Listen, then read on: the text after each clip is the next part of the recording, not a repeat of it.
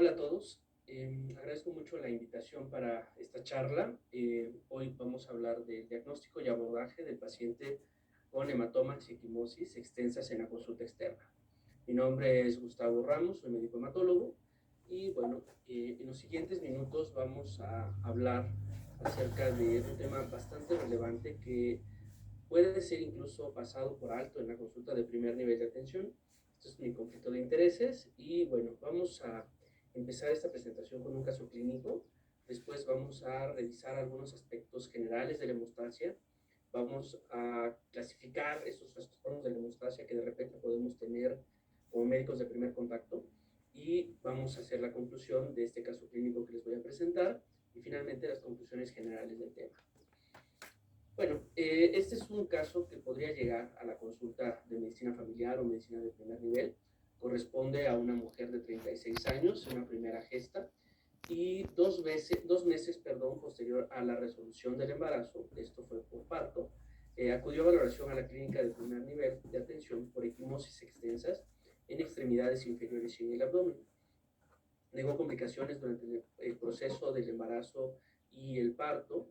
Y bueno, como médico de primer contacto, la pregunta aquí sería, ¿cómo abordaríamos este caso clínico, ¿no? ¿Cómo abordaríamos este escenario de una mujer que sin historial previo de complicaciones se presenta posparto, 2 meses después de haber tenido a su bebé, con manifestaciones de hemorragia?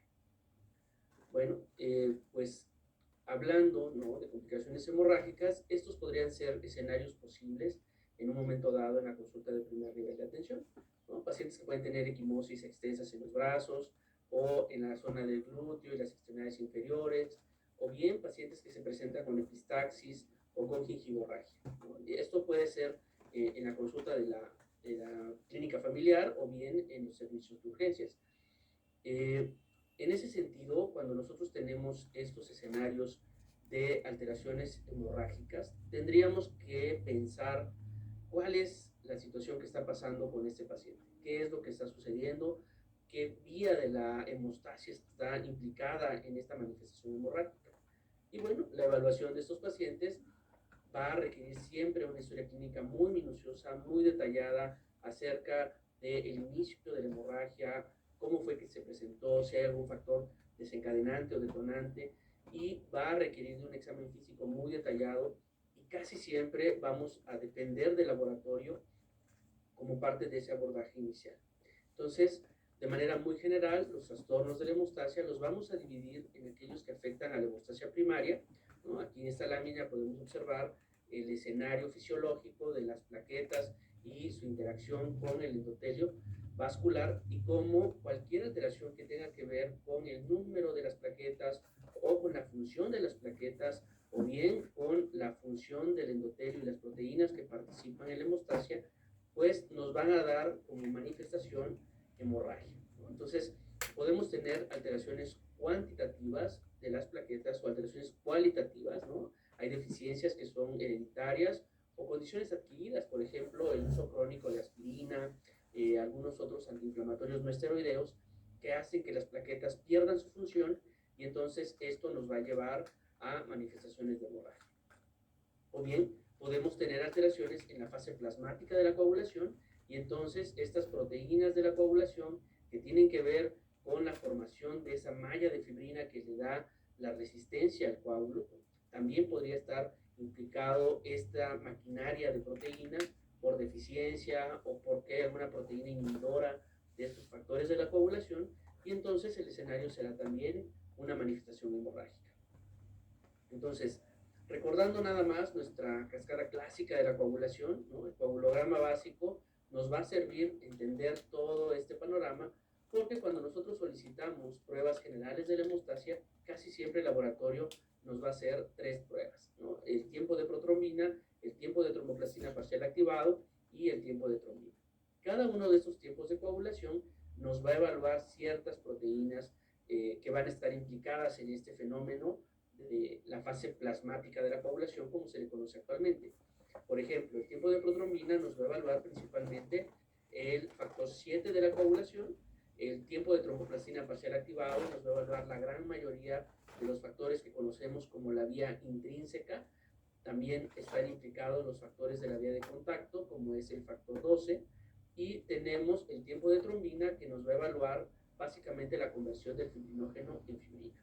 Entonces, estos tres tiempos de coagulación será importante considerarlos siempre como parte del abordaje en un paciente que tiene alguna manifestación hemorrágica.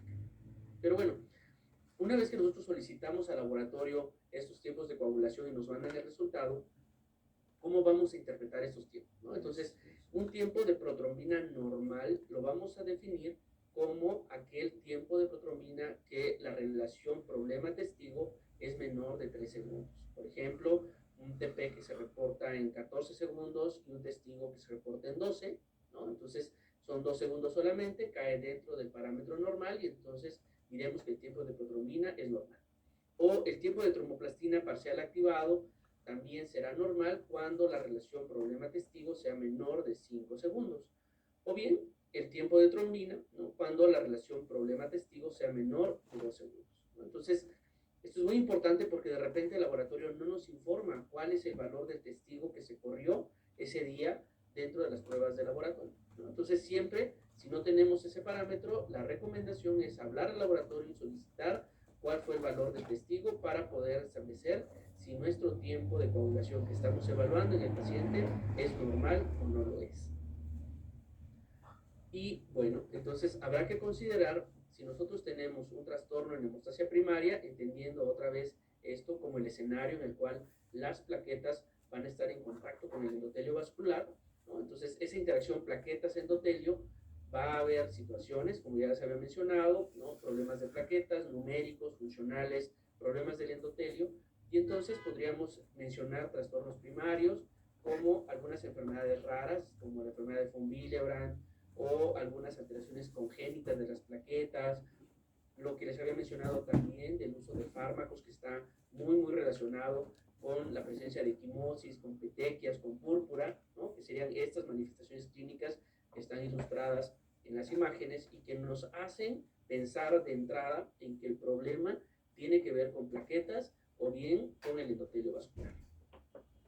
Podemos tener manifestaciones hemorrágicas un tanto diferentes, ¿no? Por ejemplo, grandes equimosis o bien la presencia de martrosis, ¿no?, esta deformidad de la rodilla ocasionada por esa acumulación de sangre en el espacio articular, o bien hemorragias gastrointestinales que son un tanto más graves, o bien hemorragias intracerebrales.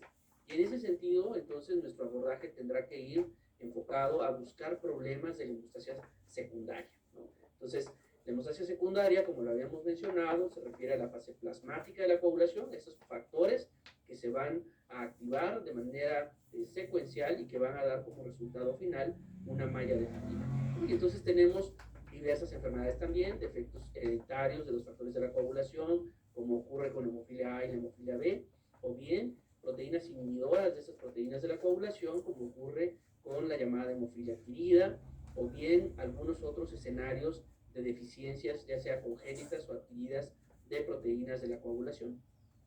Entonces, siempre que nosotros tengamos un escenario hemorrágico, tendremos que hacer nuestro enfoque clínico para saber qué es lo que está sucediendo y tendremos que apoyarnos con el laboratorio para complementar nuestra sospecha diagnóstica.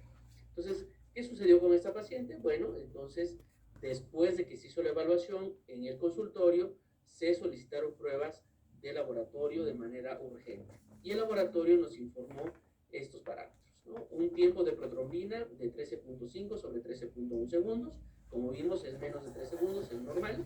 Un TTPA de 97 segundos sobre 29. Aquí es mayor de 5 segundos en relación con el testigo y por lo tanto el TTPA está alterado, está prolongado y las plaquetas están normales. Recordar, la cifra normal de plaquetas, 150.000 a 450.000.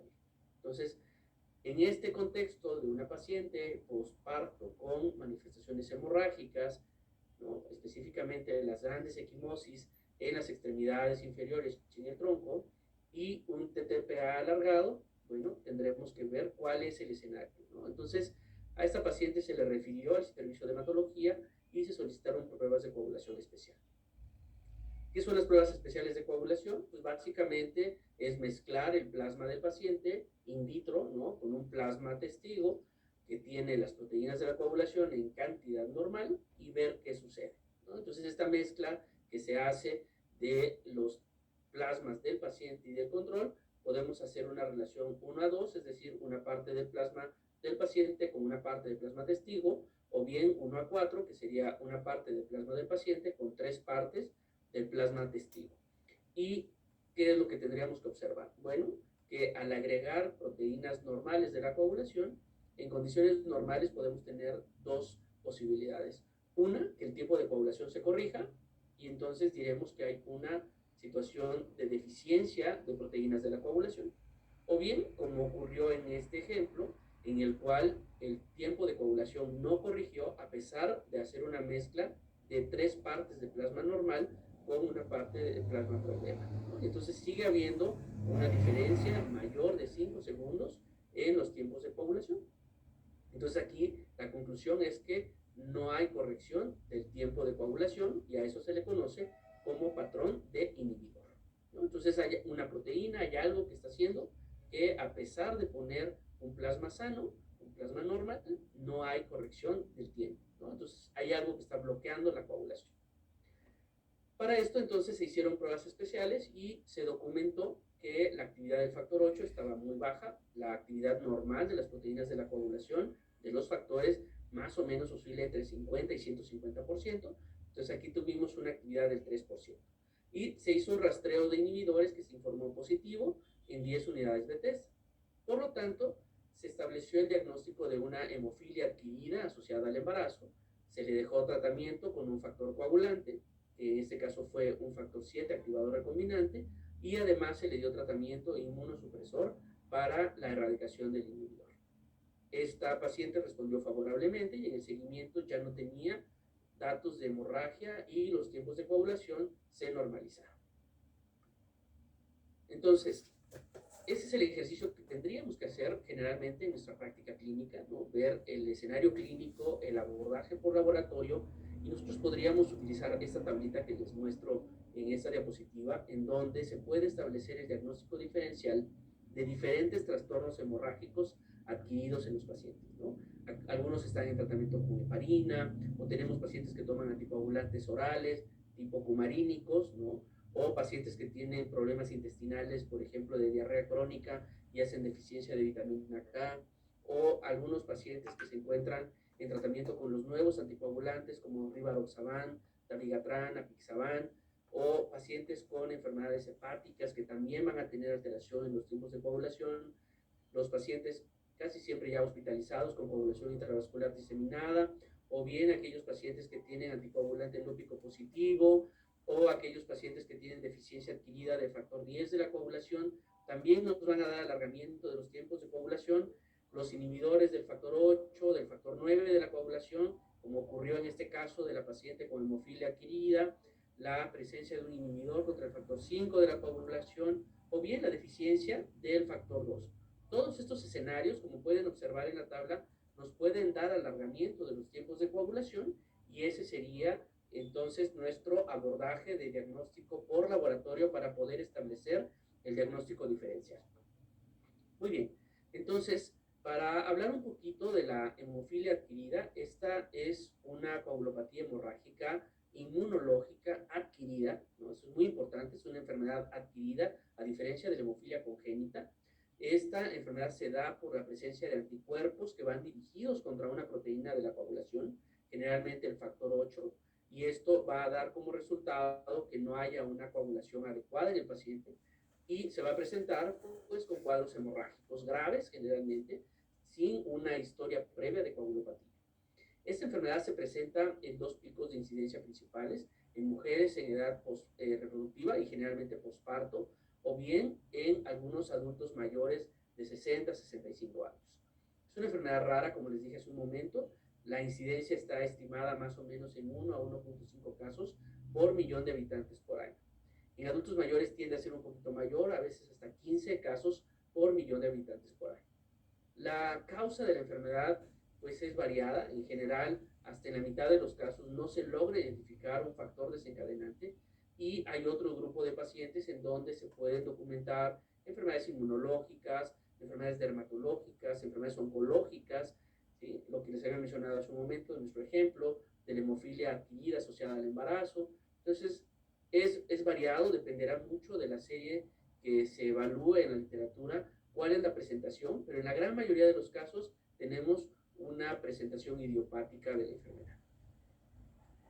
En el caso, ¿no?, del ejemplo que les puse, una hemofilia adquirida relacionada al embarazo, es una complicación grave, aunque poco frecuente del embarazo. Suele acontecer en los primeros meses postparto. La mayoría de los casos está relacionado con el primer embarazo, como el caso clínico que les presenté, y tiene un pronóstico favorable con tasas de respuesta cercanas al 100%. En el caso de hemofilia adquirida asociada al cáncer, de igual manera se va a presentar en pacientes oncológicos, puede estar asociado a tumores sólidos o cánceres de tipo hematológico como leucemias, linfomas, mielomas. Es un poquito más frecuente en hombres que en mujeres y de alguna manera el pronóstico es muy diferente al de la hemofilia asociada al embarazo, ¿no? En este caso, que es oncológico, pues el pronóstico depende de la malignidad propiamente. En el adulto mayor, les decía, la incidencia es un poquito más alta. Se ha informado hasta 15 casos por millón de habitantes por año y esto va a ir incrementándose conforme se avanza en la edad. Obviamente, como vimos en el caso clínico que les presenté, la paciente fue tratada con agentes coagulantes y aparte con terapia inmunosupresora, que es básicamente lo que se tiene que dar para erradicar o eliminar a esta proteína inhibidora. Y entonces en el adulto mayor puede ser una condición de riesgo, dado que la inmunosupresión puede favorecer infecciones, algunas de ellas graves, que pueden incrementar la mortalidad. Les decía que esta enfermedad se presenta porque se forman anticuerpos que van a bloquear al factor 8 de la coagulación y estos anticuerpos entonces interfieren con el fenómeno normal de la hemostasia y va a dar como resultado estas manifestaciones hemorrágicas. Las manifestaciones clínicas son variadas, podemos tener un escenario como el que les planteé, una paciente que llega a la consulta con manifestaciones solamente a nivel de la piel, pero hay pacientes que pueden tener hemorragias intracerebrales, hemorragias de tubo digestivo, hemorragias musculares en el psoas, por ejemplo, que es un músculo grande de la espalda, también podemos tener manifestaciones a ese nivel y desafortunadamente hay un retraso en la gran mayoría de los casos para el diagnóstico y eso incrementa la mortalidad. De repente el paciente llega a urgencias y se le empieza a transfundir plasmas o se le empiezan a manejar otro tipo de sustancias para que la coagulación se presente y resulta que el paciente, lejos de mejorar, empeora, ¿no? Entonces, estos cuadros generalmente son graves, pueden complicar la evolución del paciente y pueden incrementar la mortalidad. Algo muy importante que deberemos tener presente es que esta enfermedad se va a presentar en aquellos sujetos que no tienen una historia previa de complicaciones hemorrágicas y que se van a presentar ya sea a la consulta o a los servicios de urgencias con manifestaciones graves de hemorragia, ¿no? Entonces aquí tenemos otros ejemplos, como son las manifestaciones clínicas, hemorragias extensas a nivel del tórax, hemorragias a nivel de las extremidades superiores, inferiores. Vean estos casos, ¿no?, que están reportados en la literatura de pacientes con hemofilia adquirida, con hematomas en la base de la lengua, hemorragias en el tórax, ¿no?, hemorragias a nivel de la mano, con bulas hemorrágicas, o bien manifestaciones hemorrágicas más profundas, como ocurre a nivel del psoas, o bien hemorragias intracerebrales. Entonces, deberemos sospechar esta entidad en un paciente con hemorragia anormal, que no tenga una historia ni familiar ni personal de hemorragia, que tenga un TTPA alargado con TP normal y cuenta de plaquetas normales, muy parecido al ejemplo que les puse de la paciente con el embarazo y la hemofilia adquirida. Entonces, una vez que nosotros sospechamos esta entidad, el hematólogo se encargará de hacer esta parte del diagnóstico diferencial, descartando otras enfermedades que nos dan este patrón de inhibidor en las pruebas de coagulación especial, y una de ellas es el síndrome antifosfolípidos, ¿no? Entonces descartamos esa entidad y documentamos este fenómeno de inhibidor que va a estar dado por esta proteína que bloquea al factor 8. El tratamiento de esta entidad no es como parte de la charla, solamente de manera informativa.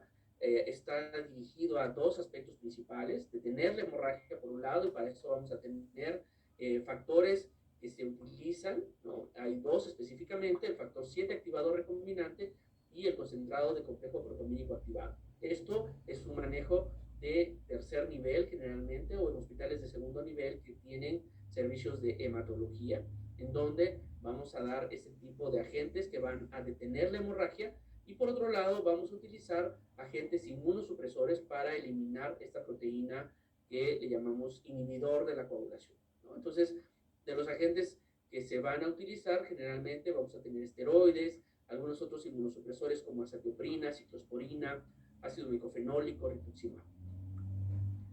Entonces, de manera general, ¿cuándo tendríamos que referir a hematología a un paciente que nos llega a la consulta de primer nivel?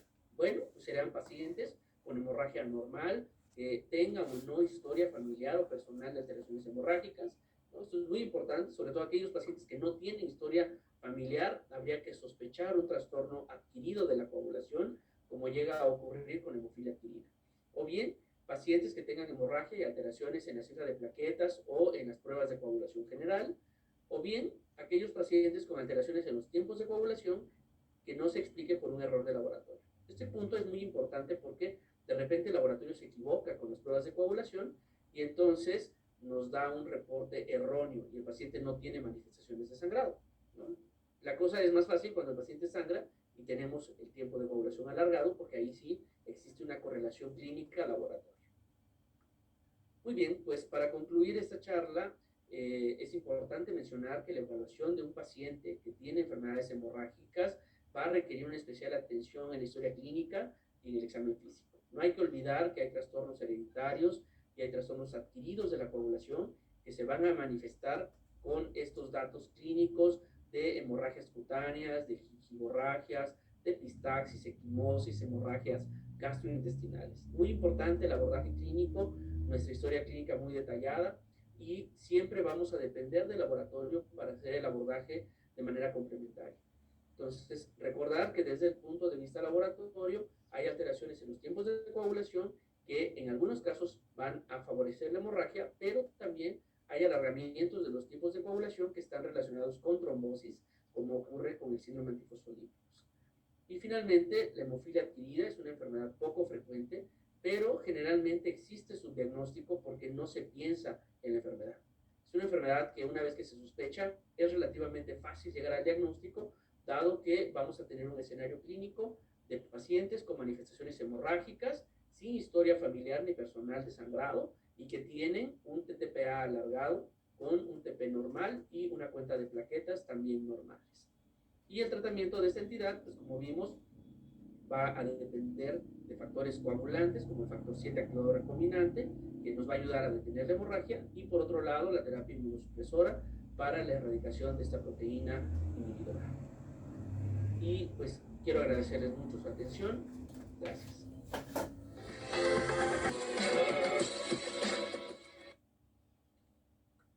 Hola, ¿qué tal? Ya estamos aquí en esta sección de preguntas y respuestas y ya está aquí con nosotros el doctor Gustavo Johnny.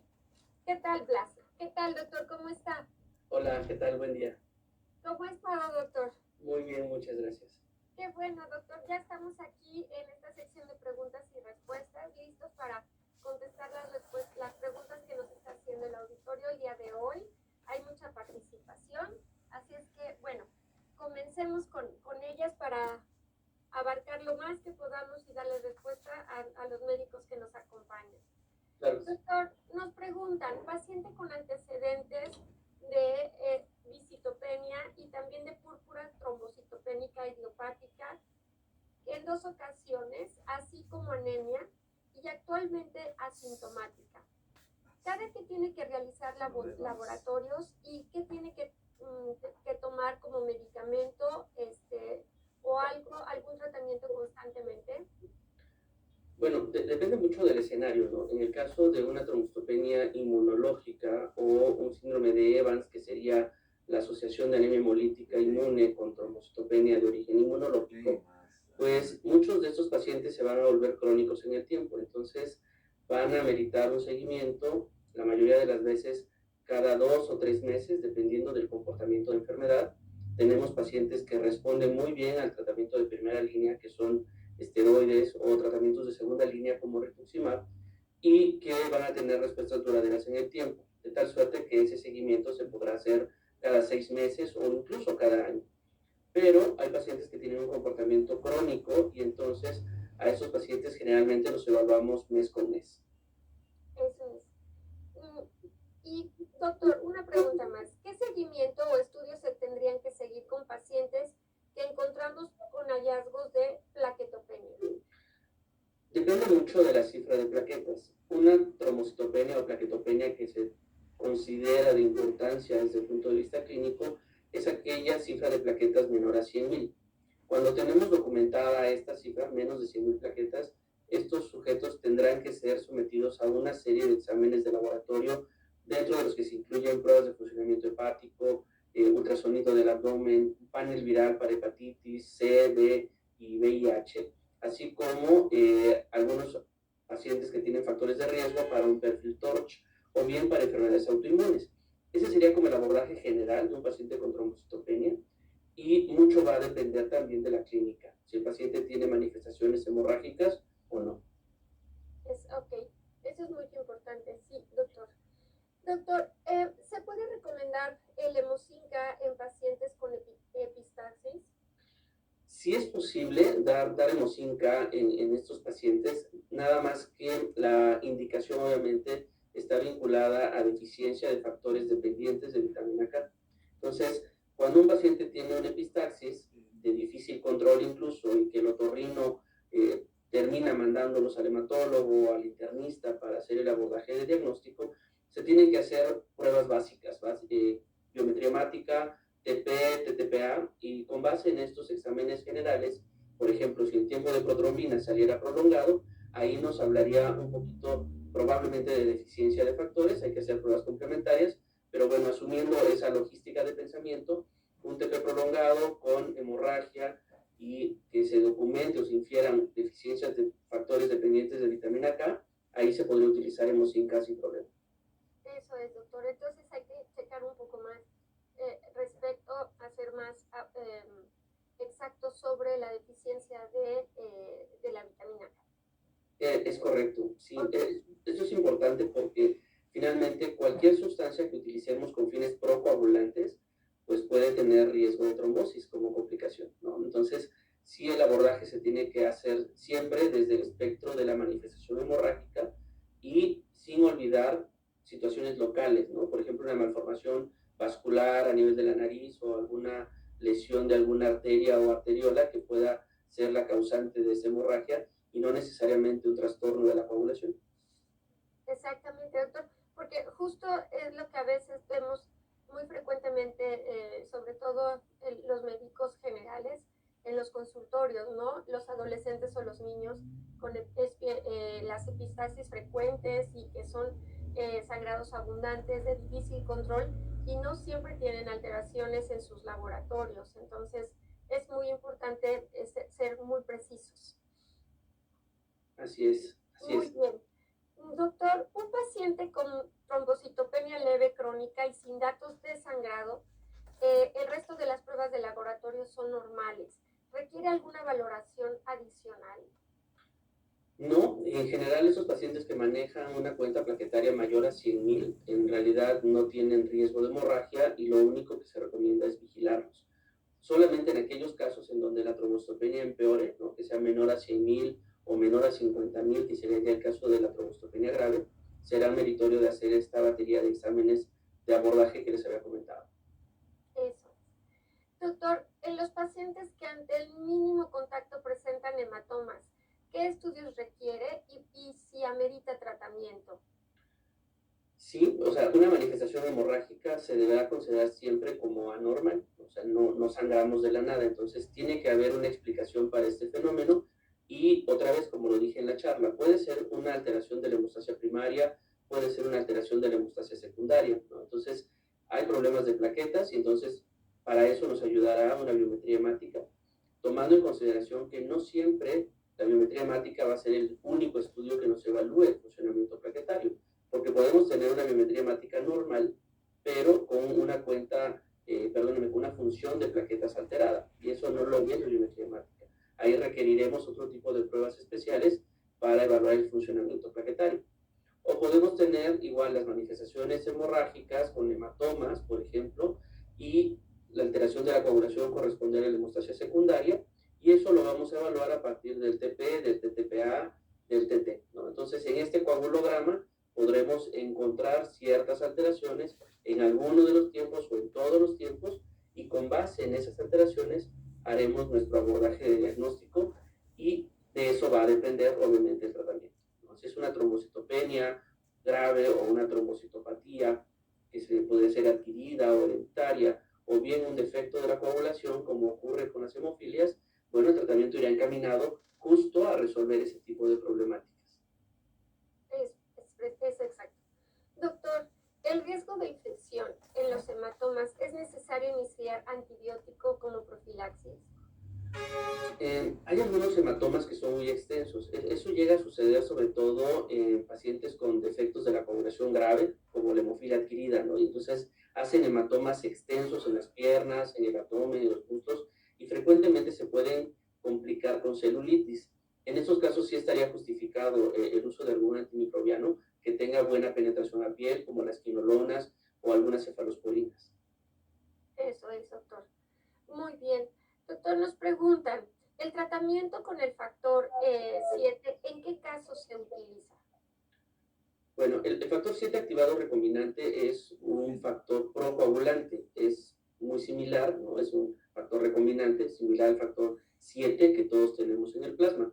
Entonces, literalmente son megadosis de este factor 7 las que proveemos al paciente que tiene una manifestación hemorrágica. Está justificado su uso en dos indicaciones principales, que serían la hemofilia congénita con inhibidores, la hemofilia adquirida, que serían los defectos de la coagulación, y hay una segunda indicación que es en trombastenia de Glanzmann, que es una alteración hereditaria de la función de las plaquetas. Entonces, son las tres indicaciones principales para ese factor. Perfecto, doctor. Doctor, preguntan también que han encontrado pacientes embarazadas con trombocitopenias. La pregunta es, ¿a partir de qué cantidad de plaquetas hay que iniciar un tratamiento? Bueno, de igual manera, una trombocitopenia en el embarazo menor a 100,000 es la que amerita el protocolo de estudio. Aquí hay que considerar dos escenarios importantes. Hay una trombocitopenia gestacional, que es justo la baja de plaquetas que se presenta durante el embarazo, pero también tenemos mujeres con trombocitopenia inmunológica que se embarazan y entonces empeora la cuenta plaquetaria durante el embarazo también. En los dos escenarios, el manejo es con esteroide y va a depender mucho de la etapa del embarazo en la que se encuentra. Si es un embarazo de término y están programadas para una operación cesárea, ahí lo recomendable es tener una cuenta plaquetaria mayor a 70,000 o mayor a 80,000 preferentemente. Y en ese sentido, si la cuenta plaquetaria estuviera, por ejemplo, en 40,000 o en 30,000, pues tendríamos que echar mano de esteroides, ¿no? Dexametasona o prednisona, para tratar de mejorar esa cuenta plaquetaria y en casos muy seleccionados valorar la transfusión de plaquetas. Pues, muy bien, doctor. Doctor, en caso de hemorragia nasal, se indica el ácido tranexámico, perdón.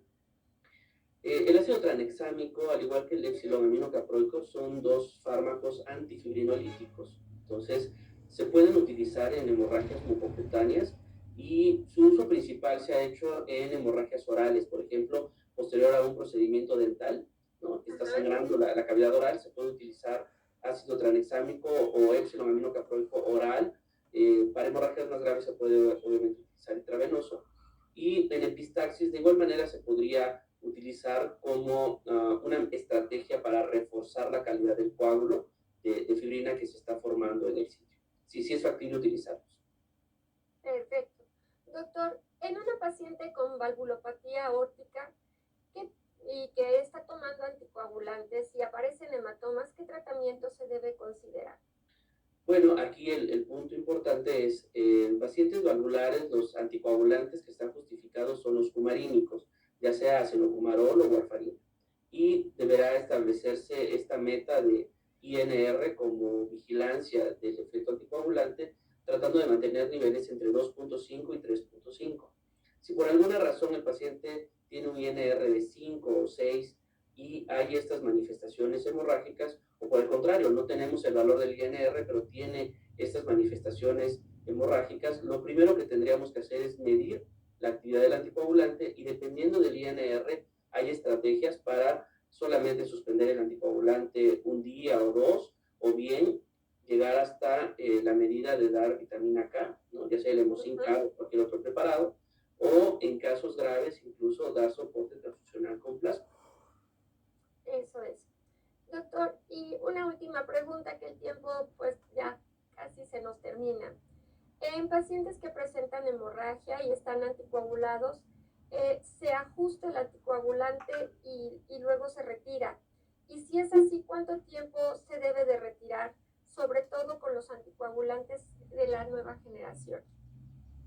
Bueno, los anticoagulantes directos son agentes que desafortunadamente no podemos monitorear por laboratorio. Entonces, cuando el paciente tiene manifestaciones hemorrágicas, con suspender el anticoagulante un día es suficiente para que el efecto se pierda. Son medicamentos que tienen vidas medias cortas de 12 a 24 horas, máximo 48. Entonces, con un día que se suspenda el anticoagulante, prácticamente se pierde la actividad del mismo. Hay que tener cuidado con esos anticoagulantes en pacientes renales porque algunos fármacos están contraindicados en pacientes con enfermedad renal crónica, dado que la vida media se prolonga y ahí sí la manifestación hemorrágica podría ser incluso fatal. Eso es, doctor. Sí, con todo cuidado entonces. Doctor, le agradecemos muchísimo el haber estado aquí el día de hoy con nosotros en esta sección de preguntas y respuestas. Y bueno, el tiempo se nos agotó. Así es que muchísimas gracias.